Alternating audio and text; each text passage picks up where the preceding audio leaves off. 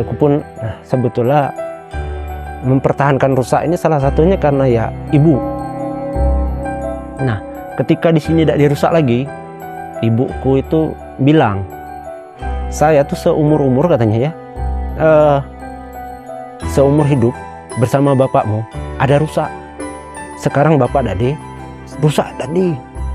Sepinya itu bisa dibayangkan kayak gimana.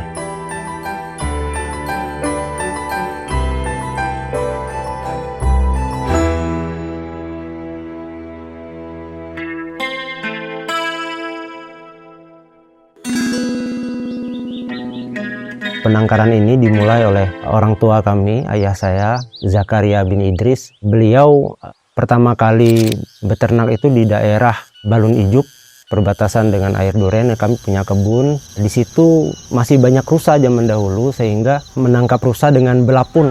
Belapun itu di sebelah kebun. Nah, kalau dapat anak rusa terus dipelihara, diberikan susu dan sebagainya. Nah, sehingga tumbuh besar.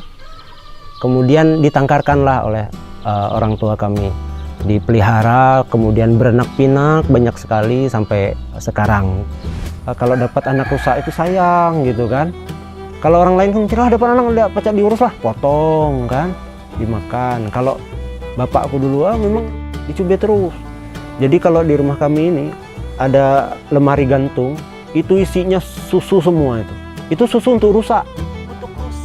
Jadi dapat rusa anakan dikasih susu itu. Nah, malahku yang tidak disusunya waktu masih kecil.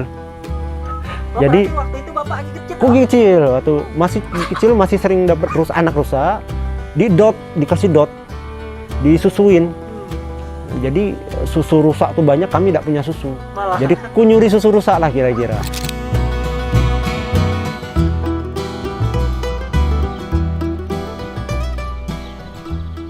Lama-kelamaan ada satu yang berhasil, yang berhasil sampai besar. Itu bahkan di rumah mainnya. Jadi kalau pagi-pagi makku bangun itu, tainya berantakan serumah-rumah sampai sekamar. Itu di dalam rumah. Di dalam rumah. Itu waktu di kebun. Di sini. Oh, di sinilah di kampung. Iya. Berarti dia bebas, Pak. Ini masuk rumah. Oh, masuk ke rumah. Masuk ke rumah, pintunya pernah ditutup, masuk ke rumah. Dan dia itu kalau bapakku pulang begawi nonton TV, dia di belakang di punggung, kaki ditaruh di atas pundak bapak. Gitu. Nah, gitu saking sayangnya dulu bapak sama rusak itu kan. Nah, saking segitunya. Pokok kursi itu tidurnya di atas kursi. Nah, masih terakhir itu masih ada di belakang di dapur ini. Tapi lah dipasang pintu di dapur. Jadi dia tidur di dapur. Jadi ibu tuh kalau pagi-pagi ya nyapu tai rusak dulu. Kalau orang bersih tai kucing, ibuku bersih tai rusak lah kira-kira. Sampai sekarang kalau ibuku ini juga sama sayangnya kayak rusak itu kayak bapakku gitu.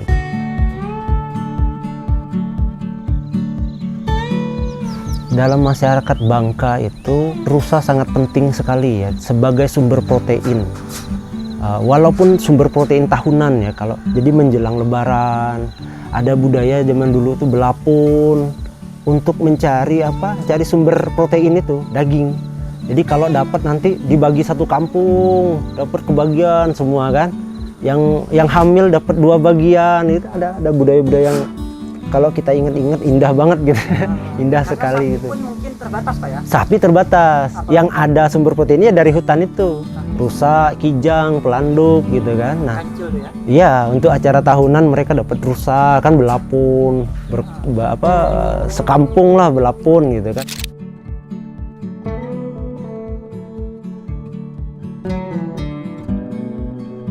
Kalau tujuan utamanya beternak ini sebenarnya kita pengen melestarikan yang sudah ada.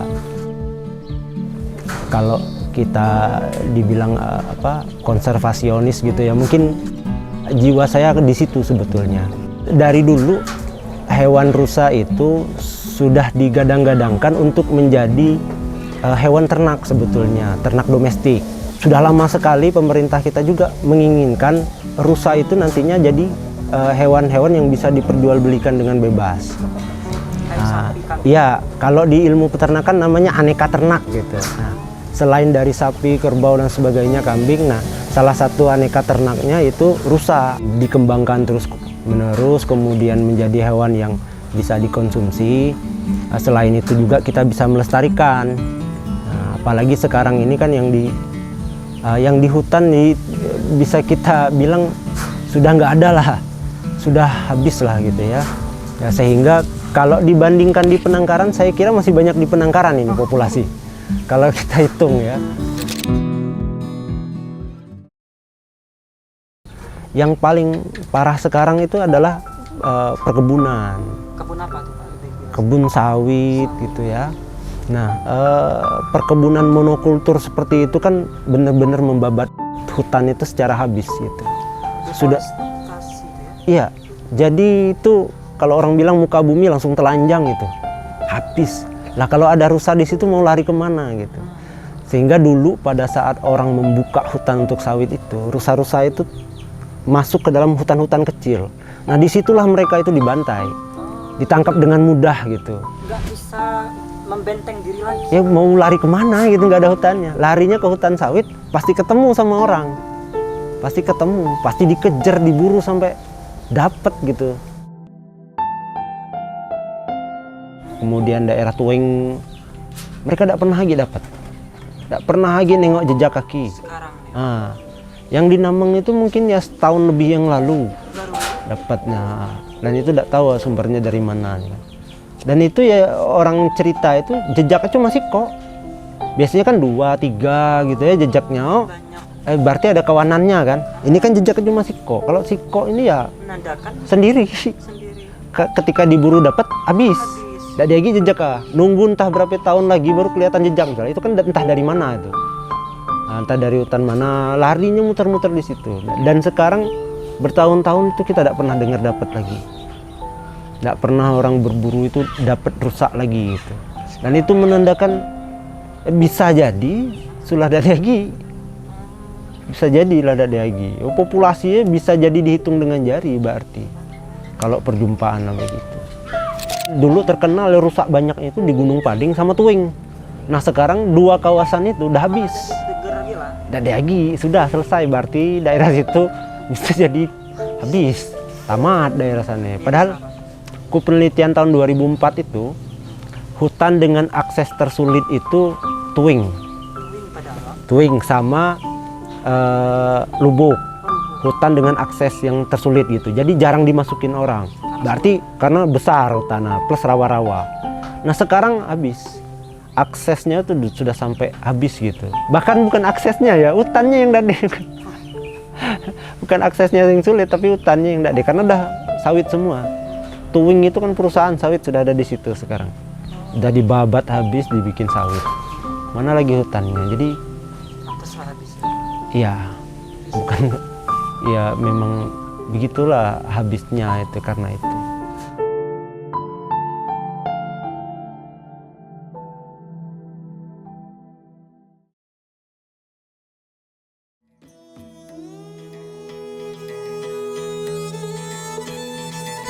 Yang di Bangka Belitung ini yang punya penangkaran rusa itu rata-rata asalnya dari punya kita. Asalnya dari punya kita semua, dari yang di perusahaan PT Timah, di UBB, di Universitas Bangka Belitung, kemudian ada yang di markas polisi daerah, di markas Korem gitu. Asal muasalnya dari punya kita. Yang kita kembang biakan di sana dan sebagainya sekarang sudah cukup banyak gitu.